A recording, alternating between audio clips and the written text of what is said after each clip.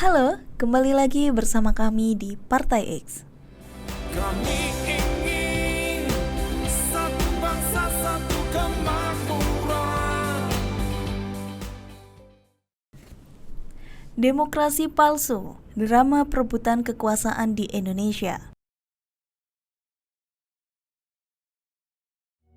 Kita bisa melihat bagaimana ambisi menguasai pemerintahan seringkali menjadi ajang permainan kekuasaan yang penuh intrik dan manipulasi. Salah satu contoh nyata adalah ketika seorang presiden dengan sengaja melangkahi konstitusi demi kepentingan pribadi dan kelompoknya. Beberapa waktu yang lalu terjadi polemik besar di Indonesia ketika presiden secara sepihak membiarkan lembaga yudikatif mengubah batasan usia kepala daerah dan wakil presiden. Langkah ini yang seharusnya melewati proses legislasi justru diambil tanpa pertimbangan yang matang. Ini bukan hanya melanggar aturan yang sudah ada, tapi juga menunjukkan bagaimana kekuasaan seorang presiden yang tanpa batas dapat disalahgunakan. Tindakan tersebut memicu protes besar-besaran dari berbagai lapisan masyarakat, akademisi, aktivis, hingga politisi oposisi menyuarakan ketidaksetujuan mereka. Mereka menegaskan bahwa perubahan ini tidak hanya merugikan sistem demokrasi, tetapi juga membahayakan masa depan politik Indonesia. Ketika seorang pemimpin menggunakan kekuasaannya untuk mengubah aturan main demi keuntungan pribadi atau kelompoknya, hal ini mengungkapkan karakter asli dari kepemimpinannya. Bukannya memimpin dengan teladan dan integritas, ia justru mengedepankan ambisi kekuasaan yang merusak. Ini mengingatkan kita bahwa kekuasaan tanpa batasan dan pengawasan akan selalu cenderung disalahgunakan, sehingga negara dan pemerintahan tetap harus dibedakan.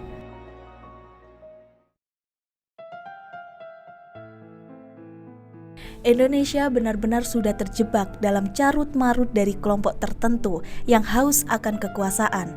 Rakyat semakin terpinggirkan dan dibuat tak punya jalan keluar untuk menyelesaikan masalah yang ada.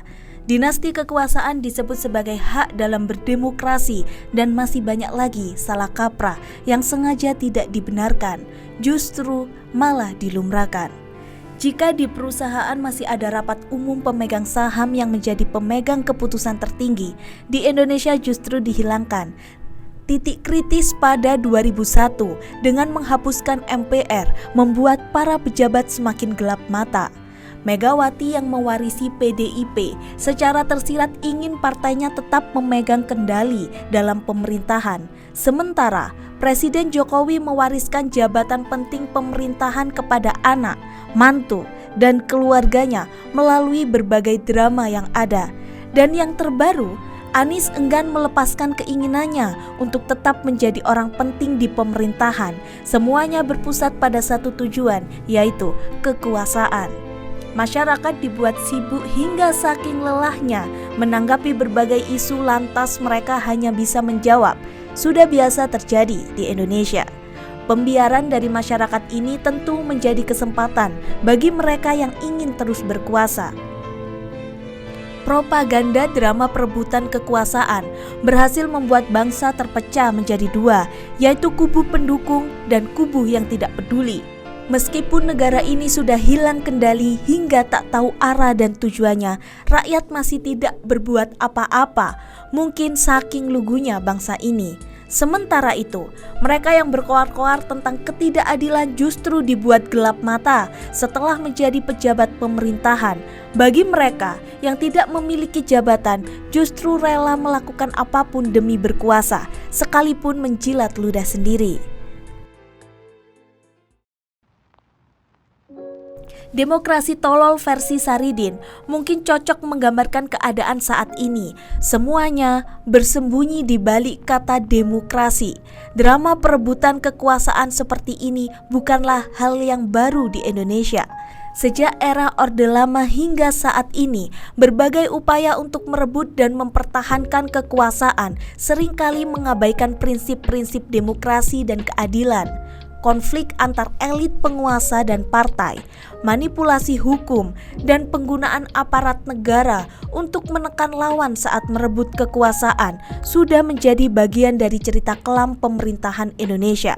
Dalam konteks ini, sangat penting bagi masyarakat dan para pemimpin untuk menyadari bahwa membatasi antara negara dan pemerintahan adalah sesuatu yang krusial. Jangan sampai seorang yang tadinya melamar sebagai sopir bis justru mengincar posisi sebagai pemilik dari PO Booth. Itu tadi video dari kami.